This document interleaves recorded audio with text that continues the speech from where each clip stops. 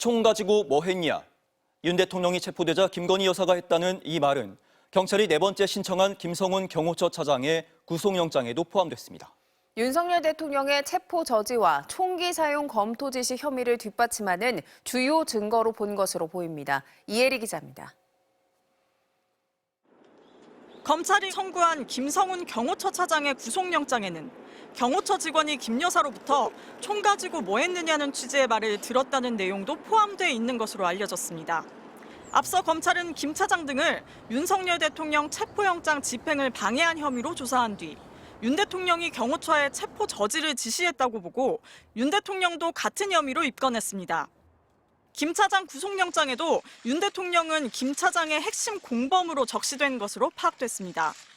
김 여사의 총 관련 발언은 윤 대통령의 특수 공무집행방해 혐의와 관련이 있다고 경찰이 판단한 것으로 보입니다. 총 가지고 다니면 뭐 하냐?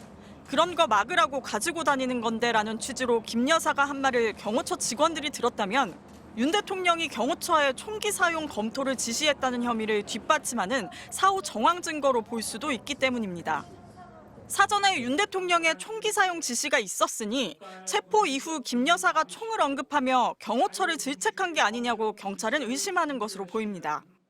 김 차장은 윤 대통령의 체포 저지 지시와 총기 사용 검토 지시는 없었다고 전면 부인해왔습니다. 네, 누구 지시로 관저진이 막았나요? 대통령 지시인가요? 지시가 아닙니다. 법률에 따라 경호 임무 수행을 한 겁니다. 앞서 윤 대통령 측 변호인단 역시 윤 대통령은 경호처에 물리력을 사용하지 말고 마찰 없이 대응할 것을 강조했다며 총기 사용 지시를 한 적이 없다고 했습니다.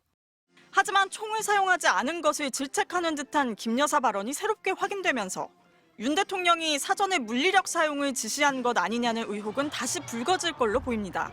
MBC 뉴스 이혜리입니다.